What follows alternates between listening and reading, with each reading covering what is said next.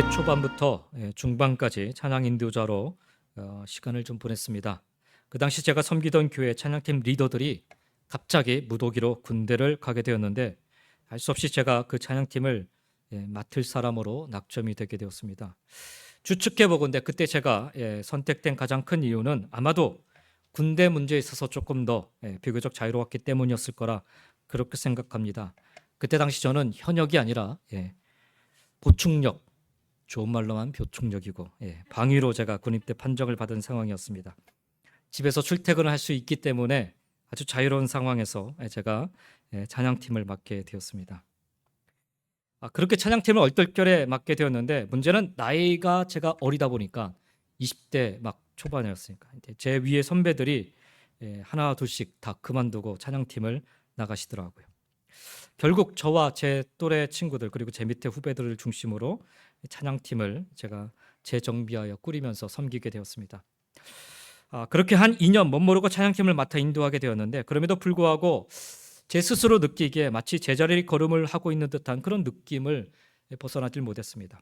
그래서 하나님께 엎드려 기도하기 시작했고 그때 제가 기도했던 제목 중에 하나가 하나님 제게 5명의 헌신된 동역자들을 허락해달라라고 그렇게 기도를 했습니다. 왜 5명이었냐?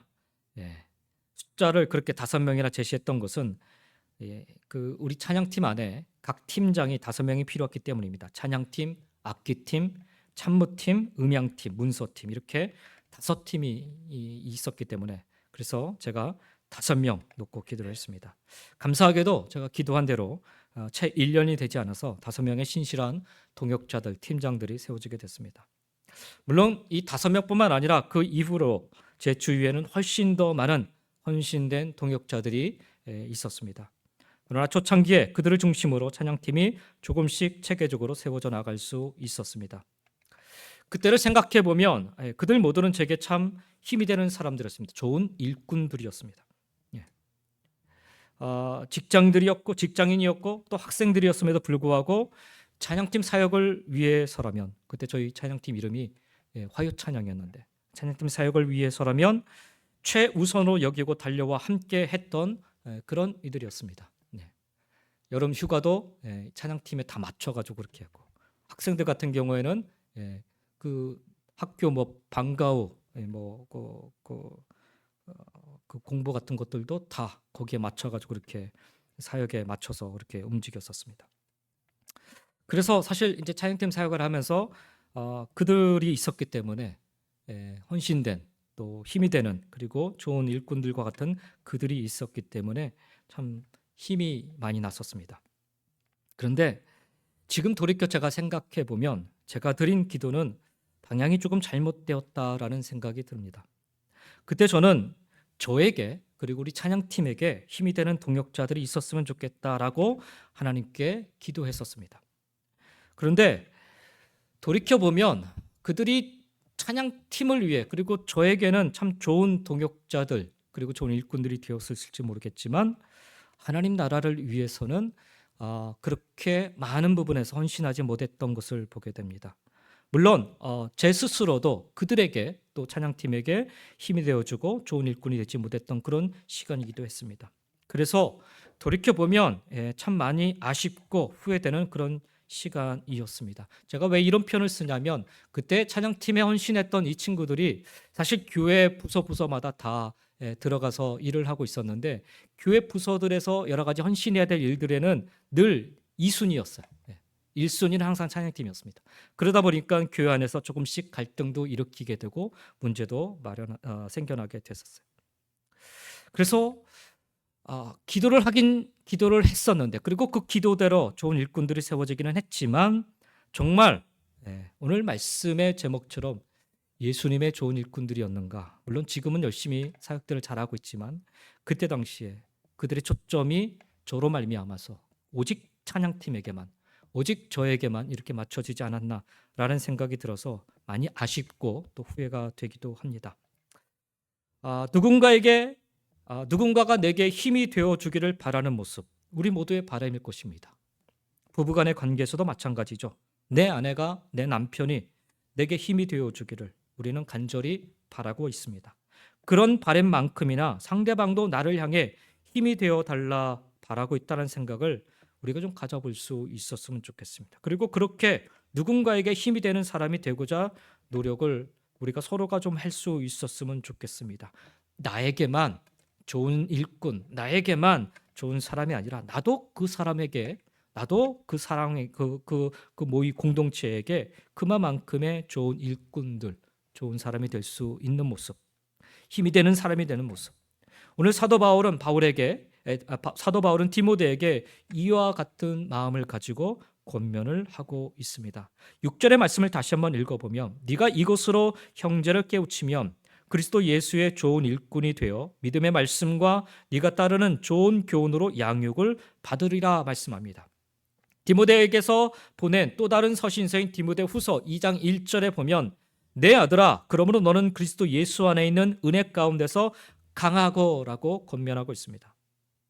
힘이 되어주는 사람, 누군가에게 힘이 되어주는 사람. 사도 바울은 디모데가 에베소 교회 그리고 그 성도들에게 나름 힘이 되어주는 사람이 되기를 원하였던 것입니다. 힘이 되어주는 사람은 한마디로 그리스도 예수의 좋은 일꾼이라는 것입니다. 주님의 좋은 일꾼이 되는 것, 이것이 우리 신앙의 하나의 목표라고 할 수가 있습니다. 일꾼이라고 하니까 그저 사역을 감당하는 사람으로 생각해 볼 수 있는데 그래서 나와는 좀 상관이 없지 않나라고 여기시는 분이 계실지 모르겠습니다. 그러나 주님을 믿고 주님을 섬기는 우리 모두는 다 일꾼인 것입니다. 왜요? 예수를 믿으로 말미암아 우리 모두는 예수를 나의 구세주고 나의 주로 모시고 살아가기 때문이죠. 주님의 뜻대로 사는 자가 바로 일꾼 아니겠는지요. 그러므로 우리 모두는 주의 일꾼인 셈입니다. 단지 차이가 있다면 어떤 일꾼이냐 하는 차이일 것입니다. 좋은 일꾼, 선한 일꾼일 수 있지만 또한 나쁜 일꾼, 악한 일꾼도 있을 수 있다는 거예요. 충성된 일꾼이 있지만 게으른 일꾼도 있습니다. 주인의 마음을 시원케 하는 일꾼이 있지만 오히려 주인의 마음을 어렵게 만드는 일꾼도 있습니다. 주인에 대해서 무관심한 일꾼도 있습니다. 주인이 무엇을 원하는지, 무엇을 기뻐하는지 모르는 일꾼들도 있습니다. 그래서 자기 뜻대로 주인의 계획과 다르게 사는, 그래서 좋은 일꾼이라 할 수 없는 그런 모습들도 있다라는 거예요. 여러분은 어떤 일꾼이 되기를 원하시는지요? 오늘 본문에서 바울은 디모데가 주님의 좋은 일꾼이 되라라고 권면을 하고 있습니다. 여기 말씀에 보면 아주 구체적으로 그리스도 예수의 좋은 일꾼이 되라라고 말씀합니다. 에베소 교회를 섬기고 있는 디모데에게 디모데야 에베소 교회를 섬기는 일꾼이 되라라는 말씀을 하지 않습니다. 디모데야 너는 나에게 양육을 받았으니 내 제자가 되었으니 나를 위한 나에게 속한 그런 일꾼이 되라 그렇게 이야기하지도 않습니다. 에베소 교회 성도들을 잘 섬기기 위해서 너는 에베소 교회의 일꾼처럼 잘 섬겨야 된다 이런 표현도 쓰지 않고 있습니다. 정확히 바울은 그리스도 예수의 일꾼이 되라고 합니다. 그의 소유가, 다시 말하면 그의 주인이 누구인지를 알아야 된다는 거예요. 에베소 교회를 섬기고 있지 않습니까? 에베소 교회는 그 성도들이 주인이 아니라 예수 그리스도가 주인이에요. 그래서 사도 바울은 에베소 교회를 섬기는 이 바울에게, 디모데에게 그리스도 예수의 일꾼이어야 함을 말씀하고 있습니다. 또한 어떤 자세로 섬겨야 되는지도 이야기하고 있습니다. 여기 좋은 일꾼이라 얘기하잖아요. 아까도 말씀드렸지만 나쁜 일꾼, 악한 일꾼들도 있습니다. 오늘 우리가 4장 말씀을 봤는데 3장에 보면 이 악한 일꾼들 때문에 교회가 혼란스러웠고 어려웠습니다. 많은 사람들이 고통을 당하고 있었습니다. 그런 어려움 가운데 디모데가 사역을 하고 있는데 그래서 사도 바울은 디모데에게 이왕이면 아니 너는 반드시 예수 그리스도의 좋은 일꾼이 되어야 한다라고 말씀하고 있습니다. 그러면 어떻게 해야 우리는 예수의 일꾼이 될 수 있는가? 우리는 예수의 좋은 일꾼이 될 수 있는가? 사도 바울은 오늘 디모데에게 두 가지를 말씀하고 있습니다. 첫째로 필요한 것은 양육이라는 거예요. 양육. 여기 양육이라는 말 헬라어로는 엔트레포라는 단어인데 이 수동태로 오늘 본문에선 사용되고 있습니다. 그래서 영양분을 공급받다라는 의미입니다. 마치 어린아이가 자랄 수 있도록 필요한 것을 공급받는 것입니다. 무엇으로 공급받아야 되는가? 영적으로 자라는데 필요한 것을 사도 바울은 6절에 믿음의 말씀과 네가 따르는 좋은 교훈이라고 이야기를 하고 있습니다. 한마디로 말하면 성경과 성경이 가르치는 그 진리라고 이야기할 수가 있습니다. 따라서 우리가 좋은 일꾼이 되기 위해서는, 예수 그리스도의 좋은 일꾼이 되기 위해서는 말씀으로 양육을 받아야 합니다. 사도 바울은 디모데를 양육함에 있어서, 디모데에게 권면함에 있어서 끊임없이 말씀을 전하는데 나의 말을 잘 듣고 내 말대로 잘 해라, 이렇게 권면하지 않습니다. 끊임없이 예수 그리스도께 그가 집중할 수 있도록, 예수 그리스도의 말씀에 그가 순종할 수 있도록, 그래서 이야기를 하고 있는 거예요. 오늘 여기서 이야기하고 있는 말씀이라고 하는 것은 사도 바울이 디모데에게 그냥 단순히 전달하는 그 말씀이 아니라, 디모데야, 너 알지 않냐? 살아계신 하나님의 말씀. 어렸을 때부터 내 외조모와 내 어머니로부터 들려받았던, 그리고 익혀 알았던 그 말씀을 너는 알지 않냐? 그 말씀을 통하여서 계속해서 영양분을 공급받아야 된다라고 합니다. 한 번만 받는 게 아니라 여기 동사 자체가요, 계속해서 받는 것을 뜻하는 그런 의미로 쓰여지고 있습니다. 우리는 하나님의 말씀 없이 자랄 수 없고요, 하나님의 말씀 없이 다른 이들을 감동, 오늘 본문에는 깨우친다라는 그런 표현을 쓰고 있는데 전달할 수 없습니다. 영향을 끼칠 수 없습니다. 말씀 없이는 결코 좋은 일꾼이 될 수가 없는 것입니다. 보면 세상적으로 힘이 있는 사람들의 특징이 있어요. 그런 사람들은 마치 욥기에 나오는 세 명의 친구들처럼 시작은 위로하는 것 같고, 시작은 권면하는 것 같고, 시작은 뭔가 그에게 힘을 보태는 것 같지만 결과적으로는 그를 판단하고 그를 책망하고 그를 정죄하기에 급급한 모습입니다.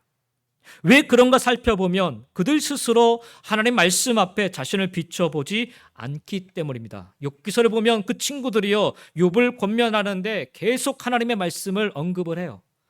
너 알지 않냐? 하나님의 어떤 분이신지. 그런데 정작 자기들 스스로는 그 하나님 말씀에 자기를 비춰보지 않습니다.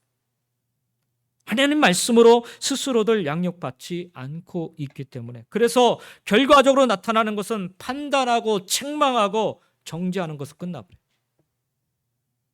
여러분, 우리 자신을 하나님 말씀으로 양육하는 일에 우리가 수고하지 않으면 어떤 일이 일어나는가? 다른 사람을 그저 판단하고 책망하고 정죄하고 맙니다. 디모데는 에베소 교회를 섬겨야 되는 그 문제 많은, 그리고 문제 가운데 놓여있는 성도들과 에베소 교회를 섬겨야 되는 그런 사명을 갖고 지금 에베소 교회에 남아 있습니다.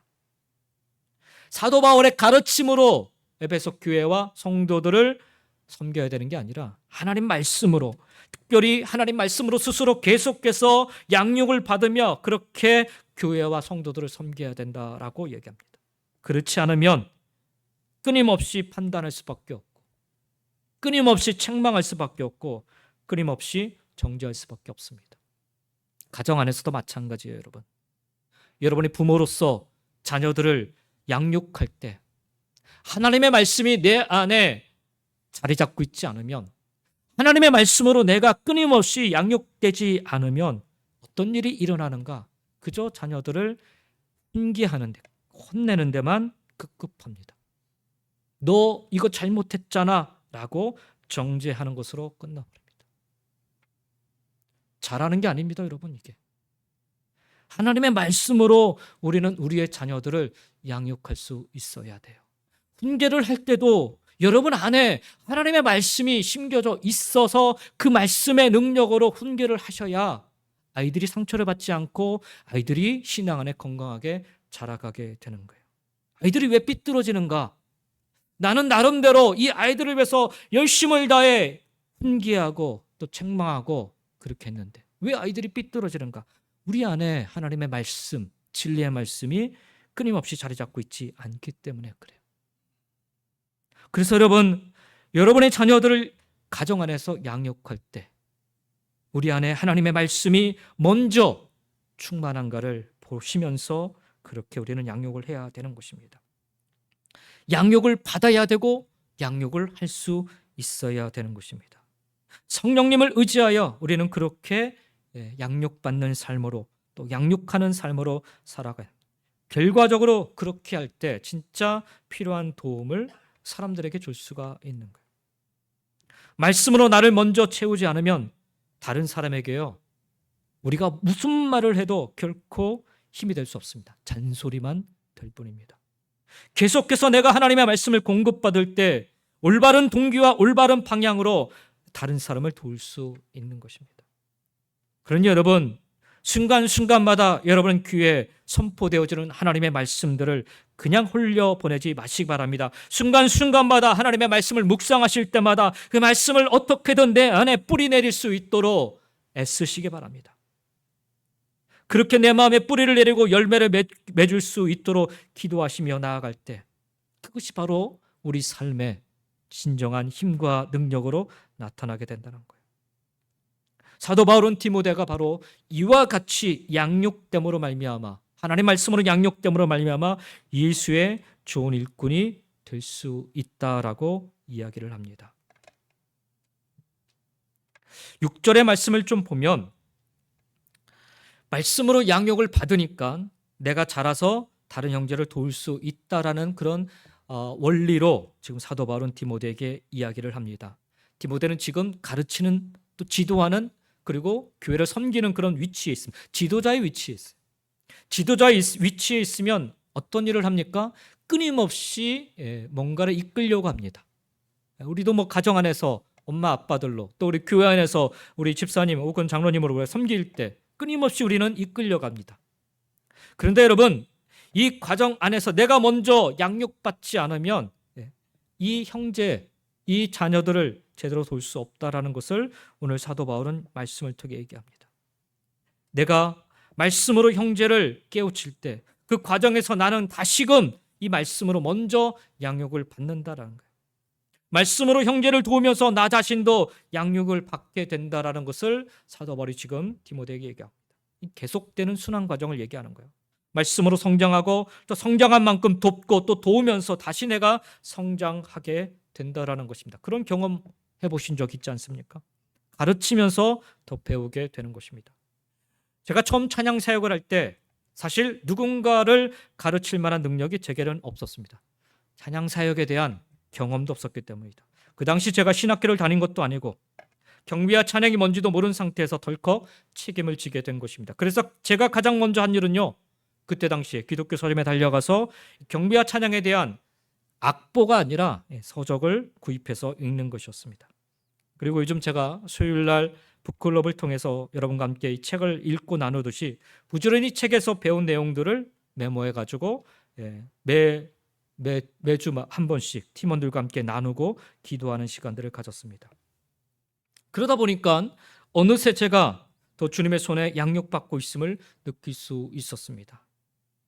그렇습니다. 우리가 부족함이 있지만 그럼에도 불구하고 말씀으로 우리가 사람들을 섬길 때 혹은 말씀에 순종하는 삶으로 사람들에게 좋은 영향력을 끼칠 때 혹 내가 경험한 주님의 진리와 은혜를 사람들과 나누게 되었을 때 그런 수고들을 통해 다른 사람은 물론 먼저 내가 하나님의 손에 의하여 양육을 받게 된다라는 거예요.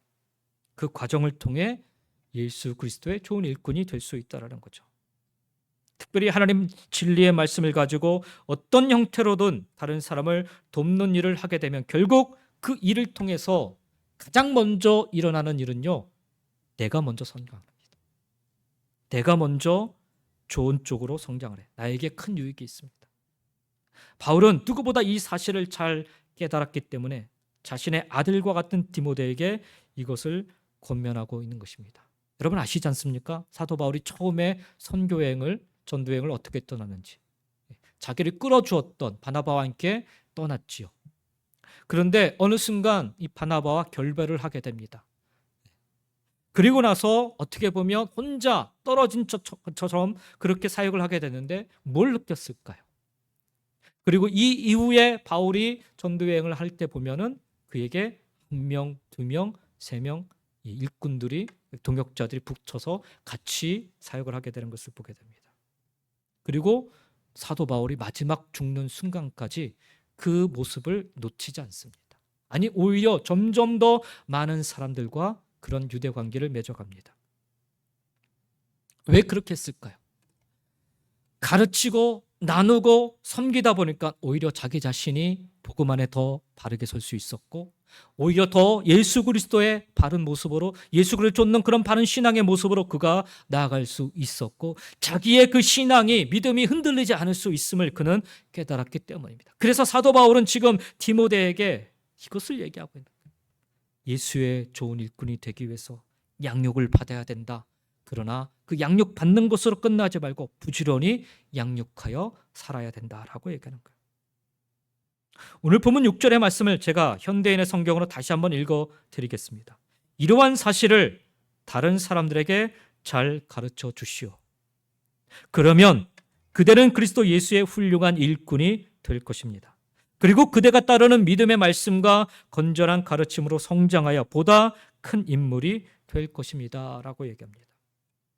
하나님 말씀으로의 양육이 결국 예수의 좋은 일꾼으로 살아가는 길, 그것을 바울은 디모데에게 가르쳐주고 있다는 사실 우리 모두 기억하면서 말씀으로 양육되는 자리, 그리고 말씀으로 양육하는 자리에 여러분 모두 기쁨으로 서시기를 예수님의 이름으로 간절히 축원드립니다.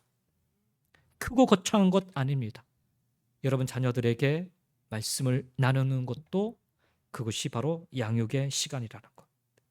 여러분 교회 공동체 안에서 구역 예배를 통해든 소그룹 모임을 통해서든 하나님의 말씀을 나누는 것, 그것이 바로 양육의 시간이고 양육의 자리라는 것을 기억하시면서 그렇게 우리 모두 예수의 좋은 일꾼 될 수 있기를 주의 이름으로 간절히 축원드립니다. 두 번째로 우리가 좋은 일꾼이 되기 위해 필요한 것은 경건이라는 것을 사도 바울은 얘기합니다.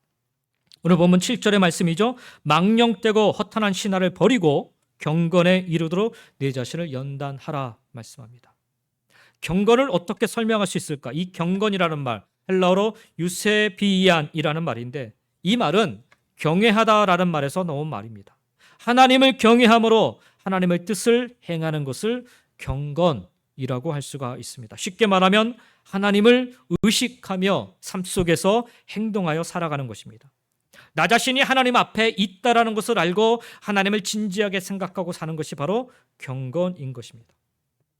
그래서 여러분 경건은 단순히 뭘 하라 하지 말라 이런 규칙들을 지키는 것이 아니라 하나님 앞에서 어떠한 모습으로 행동하여 살아가는 것을 이야기하는 것입니다. 정확히는 하나님을 경외하며 사는 모습을 경건이라고 얘기하는 것입니다. 바리새인들은 스스로 경건하다 생각했지요. 그들이 만든 율법들, 규칙들을 아주 철저하게 지키며 그들은 살았기 때문입니다. 그래서 스스로 생각하기를 야, 우리는 이 정도 해. 그래서 하나님 앞에 우리는 경건해 라고 그렇게 이야기를 했던 것입니다. 많은 규칙들을 만들고 지키고 그러고 했지만 실상 그들은 하나님을 경외한 것은 아니었습니다.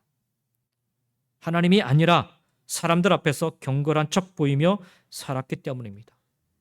그들은 하나님 앞에 사는 것처럼 그렇게 하나님을 의식하며 살지 않았습니다. 잘못된 경건이죠. 우리는 어떠한지요? 하나님 없이 살던 사람이 하나님을 알고 하나님의 사람이 되면 이제 하나님이 기뻐하시는 일을 하고자 합니다. 그래서 하나님의 좋은 일꾼이 되기를 원합니다. 그래서 경건에 이르기를 원하는 것입니다. 하나님이 나와 함께 하심을 알고 그 앞에서 하나님을 의식하는 가운데 하나님을 위해 살고자 하기 때문인 것입니다. 왜냐하면 그 사람은 이제 자기 중심에서 벗어나 하나님 중심으로 회귀한 사람이기 때문에 그렇습니다. 그래서 이제 내가 아니라 하나님의 중심으로 살려 합니다. 하나님이 주인이기 때문입니다. 그래서 경건에 이르기 위해 수고하는 것입니다. 바울은 바로 디모데에게 이와 같은 경건을 이야기하고 있는 것입니다. 어떻게 예수의 좋은 일꾼이 될 수 있는가? 사도 바울은 양육과 함께 경건 삶을 살아야 된다고 얘기합니다. 경건한 삶, 다시 말하면 늘 끊임없이 하나님 앞에 내가 서 있다라는 사실, 내가 하나님 앞에 내가 살고 있다라는 사실을 기억하며 놓치지 말고 살아야 된다라는 거예요. 에베소 교회 안에는 많은 일꾼들이 있었어요. 그런데 하나님을 위해 일하는 일꾼들이 아니라 자기 자신을 위한 일꾼들이 참 많았어요. 그래서 내가 전하고 싶은 진리를 꾸미고 바꿔서 전하는 일들이 그 안에 있었다라는 거죠. 오늘 7절에 나오는 탄한 신화, 망령된 일들, 이것이 바로 그들이 이야기했던 것인 거예요. 마치 자기들이 대단히 뛰어난 일꾼인 것처럼 이야기를 했어요. 그런데 그들은 하나님을 의식하지 않고 끊임없이 자기만을 바라보며 사람들을 의식하며 그렇게 일을 하였습니다. 그 경건의 모습을 놓치고 살았기 때문에 그들은 좋은 일꾼이 아니라 오히려 사꾼 일꾼, 악한 일꾼으로 책망받을 수밖에 없게 되었다는 것. 사도 바울은 디모데에게 그와 같은 모습으로 에베소 교회를, 성도들을 섬겨서는 안 된다라고 얘기합니다. 너가 하나님을 의식하며 하나님을 섬기는 마음으로 에베소 교회 안에 서 있어야 된다. 그 영혼들을 섬겨야 된다는 거죠. 그 사람들을 의식하며 그 사람들의 눈치를 보며 사역하다 보면 어느새 그 사람들에 의해, 그 환경에 의해 끌려갈 수밖에 없다라는 거죠. 그래서 경건이 중요한 것입니다.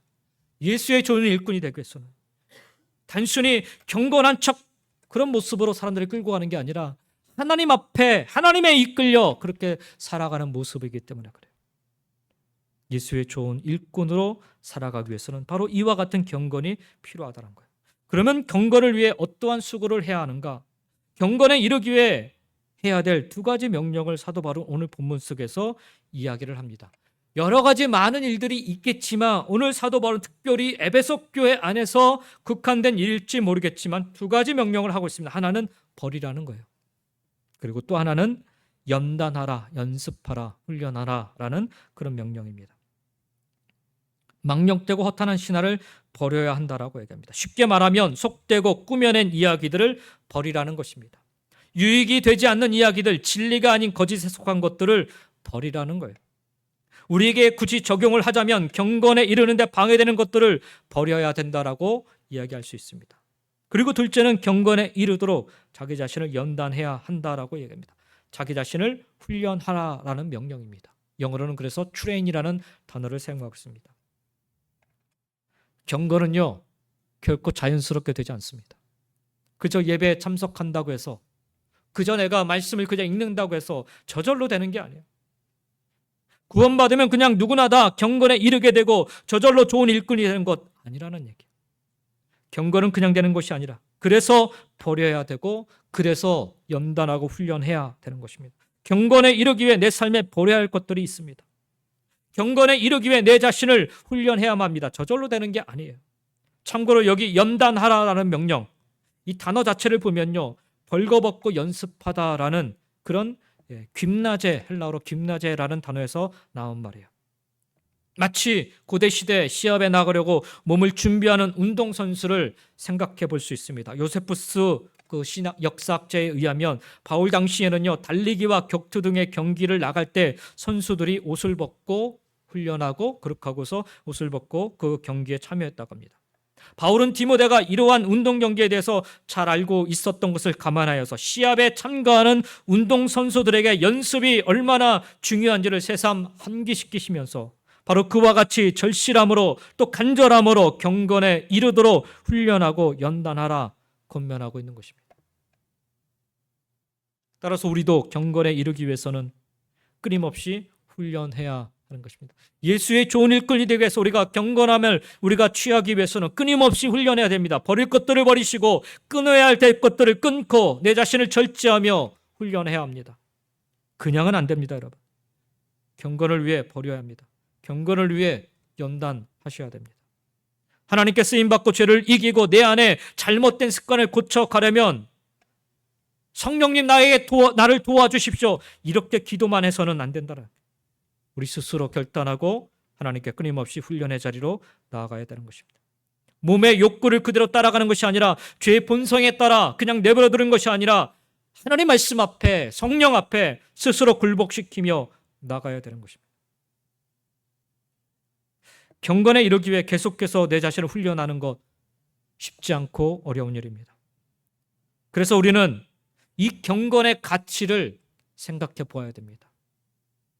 우리가 경건의 가치를 알면 경건에 이르기 위해, 경건의 삶을 살기 위해 더 마음을 쓰게 되고 자신을 훈련하는 일을 인내함으로 계속할 수 있는 것입니다. 우리가 어떠한 일을 할 때 그 일의 가치를 알면, 그 일의 가치가 사실 별로 없으면 그냥 해도 말고 안 해도 말고 뭐 이렇게 무관심하게 넘어가게 돼요. 근데 그 일의 가치를 알면 전심전력을 하게 되지 않습니까? 와도 마찬가지입니다. 경건에 대한 이 가치를 우리가 생각해 보면 우리가 어떻게 훈련해야 되는지, 우리가 어떻게 인내함으로 이것을 계속해야 되는지를 우리가 고민해 볼 수 있는 것입니다. 운동선수가요, 메달의 가치를 알기 때문에, 특히 올림픽의 금메달의 가치를 알기 때문에 자기 자신을 그렇게 혹하게 훈련시키는 거 아닙니까? 우리도 경건이 주는 가치를 알고 그 결과를 기대하며 우리 자신을 훈련시킬 수 있어야 되는 것입니다. 바울이 디모데에게 써서 경건이 주는 유익에 대해서 얘기하는데, 야, 이거 하면 너 교회에서 대접받아, 너 이거 하면 교회에서 높임받아, 이 정도로 얘기하는 게 아니에요. 이 정도의 가치 가지고서 경건에 전심전력하라는 게 아니에요. 8절 말씀에 보면 육체의 연단은 약간의 유익이 있으나 경건은 뭐라고 얘기해요? 범사에 유익하니 금생과 내생의 약속이 있느니라. 경건은 범사에 유익하다라고 말씀합니다.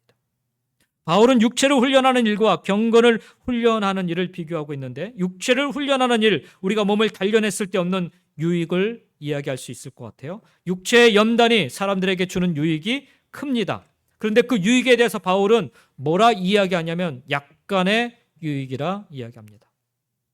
그러나 그렇게 크게 보이는 육체의 연단, 몸을 단련하는 것은 약간의 유익에 불과하다는 거예요. 경건을 위한 훈련에 비하면 그 유익이 상대적으로 적다라는 거죠. 그만큼 경건을 훈련함으로 얻는 유익이 훨씬 크다라는 겁니다. 얼마나 크냐? 이 땅 위의 생활뿐만 아니라 영원한 세상에서의 생활에 하나님의 약속이 될 만큼 크다라는 거예요.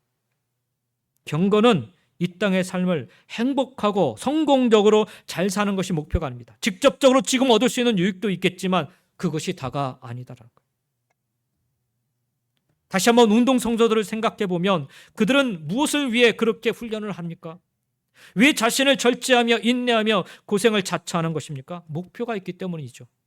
그 목표를 달성하기 위해 훈련하는 것입니다. 그리고 그 목표를 달성했을 때 얻는 커다란 보상이 있기 때문에 그것을 위해 수고하고 열심히 훈련하는 것입니다. 우리가 경건을 위해 수고할 때 우리는 주님의 좋은 일꾼이라는 이 목표를 성취해 갈 수 있는 것입니다. 그리고 우리는 그 모든 수고에 대한 보상을 받게 되는 것입니다. 하나님이 약속하신 보상. 땀을 흘린 자에게 보상이 주어집니다. 씨를 뿌리고 수고한 자에게 열매가 주어집니다. 씨도 안 뿌렸는데 여러분 열매가 생기기를 바라는 거, 이거 도둑놈 심보 아닙니까? 씨 좀 뿌리셔야죠. 그렇죠? 근데 씨도 안 뿌리고 열매 맺으려는 그런 마음으로 우리가 신앙생활할 때도 있더라. 수고가 없다면, 노력이 없다면 거둘 것 없습니다. 기대할 것도 없는 것입니다. 그래서 우리가 해야 할 일이 분명한 것입니다. 사도 바울은 이 주님의 좋은 일꾼이라는 이 목표를 성취할 수 있도록 경건에 힘쓰기를 원합니다. 10절에 그러잖아요. 해야 될 일을 분명히 얘기하는데, 이를 위하여 우리가 수고하고 힘쓰는 것은 그냥 노력한다고 얘기하지 않습니다. 여기 수고하고 힘쓴다라고 이야기합니다. 여기 사용하고 있는 단어 자체는요, 마치 어머니가 아이를 잉태하는 그 수고로움, 그리고 그 아이를 정성껏 양육하는 그 힘씀이 여기에 포함되어 있습니다. 이를 위하여 우리가 수고하고 힘쓰는 것은 우리 소망을 살아계신 하나님께 두미니 곧 모든 사람, 특히 믿는 자들의 구주시라 얘기합니다. 우리가 해야 할 일은 수고하고 힘써야 되는 일입니다. 우리의 남은 인생 주님의 좋은 일꾼이 되기 위해 수고하고 힘쓰는 것입니다. 힘쓴다라는 말, 승리를 위해 힘을 다해 싸우는 것을 이야기합니다. 경기에 출전하는 선수가 힘을 다해서 열심히 싸우는 것처럼 우리도 그렇게 열심히 싸워야 된다는 거예요. 이미 디모데는 에베소의 어떠한 위치, 리더라는 위치에 서 있었습니다. 만약 제가 우리 새생명교회 지금 담임 목사로 있는데 이 위치에 있으면 굳이 이 담임 목사직을 제가 유지하기 위해, 담임 목사직을 얻기 위해 제가 애쓸 필요가 없는 거죠. 이미 돼 있으니까. 그럼에도 불구하고 사도 바울이 지금 하나님의 예수 그리스도의 좋은 일꾼이 되기 위해서 수고하고 힘써야 된다라는 얘기를 지금 이야기하는 것은 끊임없이 그렇게 열심을 다해 싸워 나가야 된다는 거예요. 힘을 다해서 승리를 얻고자 최선을 다해야 된다는 거예요. 그것이 예수 그리스도의 좋은 일꾼이 되기 위한 모습이라는 거죠.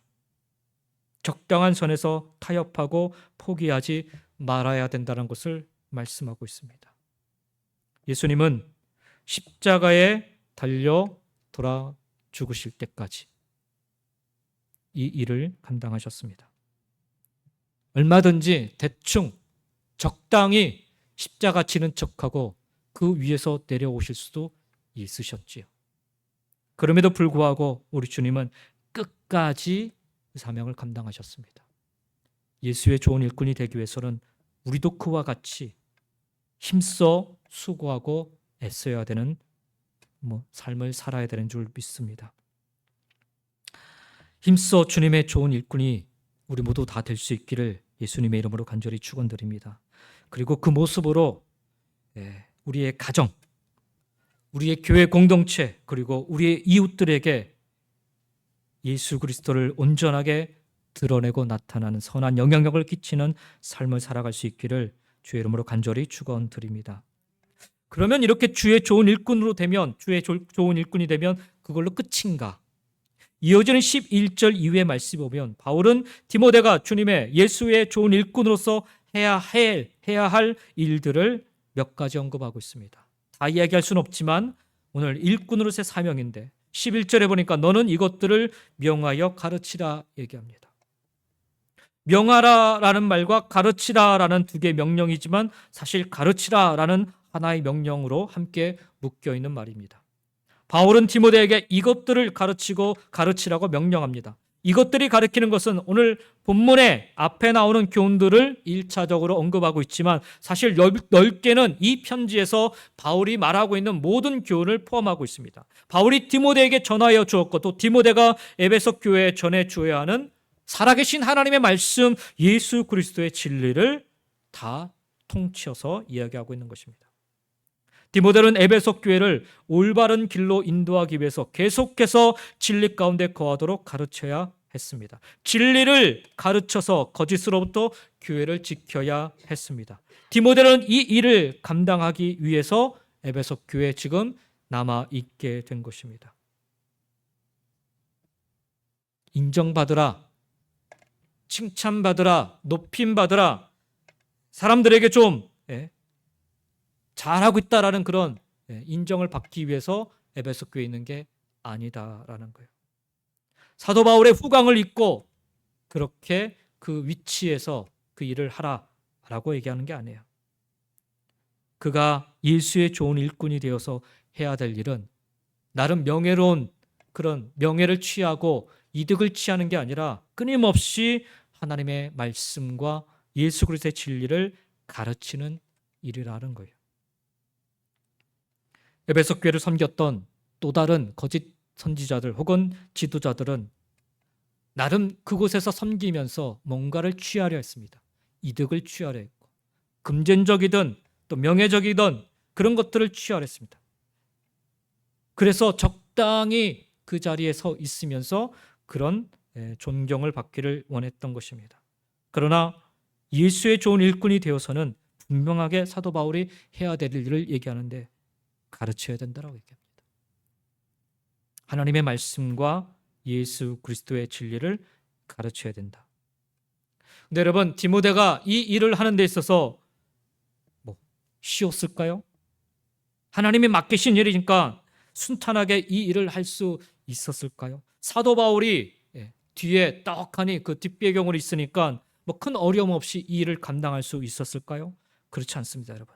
이어지는 12절 말씀에 보니까 디모데에게 이와 같은 일을 하는 데 있어서 어려움이 있었음을 우리는 짐작할 수 있습니다. 뭐라고 얘기해요? 누구든지 내 염소함을 업신여기지 못하게 하고. 학자들은 당시 디모데의 나이를 20대 후반에서 30대 중반쯤으로 이야기를 하고 있습니다. 바울의 사역을 도왔고 바울과 함께했던 에베소 교회가 지금은 바울이 아닌 디모데를 따라야 하는 상황입니다. 바울과 디모데를 비교하면서 디모데에 대해서 뭔가 좀 부족하다라고 느낄 수 있었을지 모르겠습니다.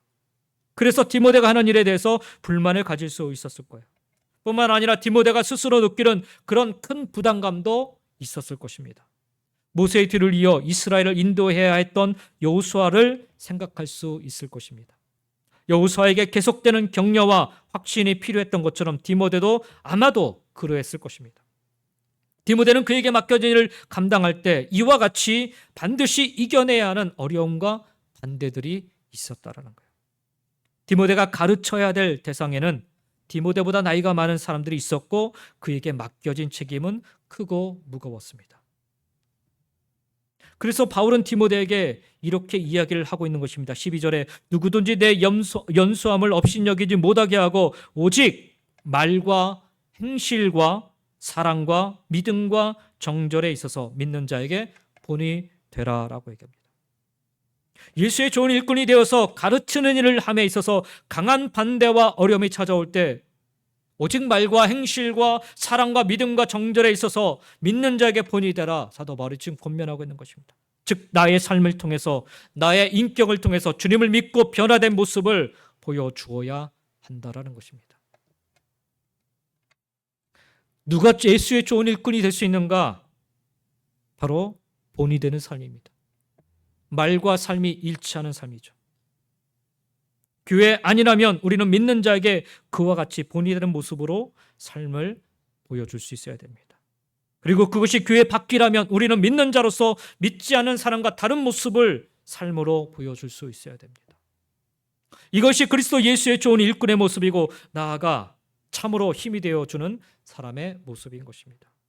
여기 본이 된다라는 말, 헬라어로는 티포스라는 말인데 의미가 참 가슴에 와닿습니다.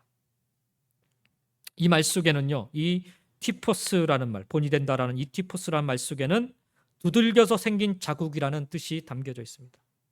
이것을 본이라 부르는 티포스라는 단어가 담고 있는 것입니다. 누군가에게 본이 되는 삶은요, 그냥 되는 게 아니라는 말이에요. 내 자신을 한참을 두들겨서 생긴 자국처럼 그렇게 연단하고 훈련하여 만들어진 지울 수 없는 그리고 지워지지 않는 것이 바로 본이 되는 삶이라는 것입니다. 사도 바울이 고린도 교회 성도들을 향해서 내가 그리스도를 본받은 자 된 것 같이 너희는 나를 본받는 자가 되라 라고 말씀하고 있는데 그가 이런 고백을 할 수 있었던 이유는 그만큼 그도 많은 시행착오를 거치면서 스스로를 연단하고 훈련하며 비로소 예수 그리스도를 본받는 삶을 살아갈 수 있었기 때문에 그렇습니다. 그래서 바울의 이 권면은 그저 말로만 떠벌리는 말이 아니라 자기 자신을 쳐서 죽게 복종케 만든 수많은 흔적들로 본을 보인 것입니다. 베드로 사도도 그의 서신에서 이런 명령을 하고 있습니다. 맡은 자들에게 주장하는 자세를 하지 말고 양무리의 본이 되라. 디모데가 자신 스스로를 쳐서 그리스도를 닮은 지워지지 않는 지울 수 없는 그 자국과 같은 삶의 본을 보인다면 그의 연수함과 같은 가르침에 대한 강한 반대나 어려움은 능히 이겨낼 수 있다라는 거예요. 많은 사람들이 어떤 위치에 올라서게 되면 그저 그 위치를 가지고 뭔가를 하려고만 합니다. 그러나 먼저 중요한 것은 본을 볼 수 있는 그런 삶이어야 되는 거예요. 내 스스로를 계속해서 쳐서 예수를 닮은 모습, 예수를 따르는 모습, 예수 안에 그런 살아가는 모습을 볼 수 있어야 돼요.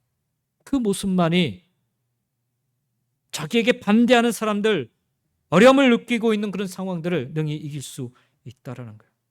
왜 우리가 하는 말들이 번번이 공수표 날리듯 그런 것으로 끝나버리는지요. 실제 우리가 본을 보이는 삶을 살고 있지 못하기 때문 아니겠는지요. 내가 어떤 주장을 펼 때 사람들이 내 주장에 대해서 강한 의문을 제기하거나 강한 반대를 표하는 경우가 가끔씩 있지요. 그럴 때 내가 겪게 되는 유혹은요, 내 생각을 절대로 뒤로 물러서지 않고 더 강하게 주장해 보려는 것입니다. 이게 우리 사람 마음속에 있는 나도 모르게 내 안에 불쑥불쑥 나오는 그런 성품이라는 거예요. 조금 더 적극적으로 그 상대방에 대해서 공격적으로 반응할 때도 있습니다. 내가 옳음을 주장하며 내 뜻이 맞다라는 것을 강요하기 위해서 그런 모습을 보입니다. 아내나 남편이 나의 의견을 따르지 않을 때, 자녀가 나의 말을 듣지 않을 때 어떻게 하세요? 그래. 그냥 순순히 포기하고 마십니까? 제 스스로를 들어보면 더 강하게 몰아붙일 때도 있고 때로는 윽박지르며 화를 낼 때도 있습니다. 하지만 우리는 힘이 아니라 본을 보임으로 사람들을 이끄는 자이어야 합니다. 예수 그리스도를 믿는 자라면. 우리는 내가 가진 힘으로 결코 그 어떤 사람도 이끌 수가 없어요. 착각이죠. 내가 자녀들에게 혹은 내 아내에게 내 남편에게 이렇게 하면 따를 거다. 착각입니다. 예수를 믿는다면, 예수의 좋은 일꾼이라면 주님이 보여주셨던 것처럼 그렇게 본이 되는 삶으로 사람들을 이끌어야 됩니다. 왜 마지막 십자가를 짓기 전에 예수님께서 제자들 앞에 무릎을 꿇으시고 그들의 발을 씻기셨는지요? 안 하셔도 되는데. 본을 보여야 비로소 그들을 이끌 수 있기 때문이죠. 내가 먼저 본을 보임으로써 사람들에게 따르고자 하는 마음을 갖게 해야 하는 것입니다. 그렇게 우리는 힘이 아니라 삶의 본을 보임으로써 사람들을 이끌어 가야 하는 것입니다. 우리 주님께서 그렇게 하셨듯이 말이십니다. 그것이 예수의 좋은 일꾼이 되어 살아가는 모습입니다. 사랑하는 성도 여러분, 오늘 말씀처럼 예수의 좋은 일꾼이 되어서 여러분의 가정을 섬길 수 있기를 주의 이름으로 간절히 축원드립니다. 예수의 좋은 일꾼이 되어서 우리 교회 공동체를 섬겨주시기 바랍니다. 예수의 좋은 일꾼이 되어서 여러분의 삶의 터전을 그리고 이웃과 세상을 섬겨보시기 바랍니다. 그러기 위해서는 우리는 모두 먼저 하나님 말씀으로 양육받으셔야 됩니다. 그러기 위해서는 버릴 것은 과감히 정리하여 버리시고 경건을 위해 연단받고 훈련받기에 힘써야 되는 것입니다. 무엇보다 믿는 자에게나 믿지 않는 자에게나 힘을 다하여 본이 되는 삶을 살아가시기를 결단하시기 바랍니다. 그렇게 예수의 좋은 일꾼이 모두가 다 되셔서 이 땅에 생명의 역사, 구원의 역사, 단 한 사람이라도 변화시킬 수 있는, 단 한 사람에게라도 예수의 이름을 나누고 증거할 수 있는 저와 여러분 모두가 다 되시기를 예수님의 이름으로 간절히 축원드립니다. 기도하겠습니다.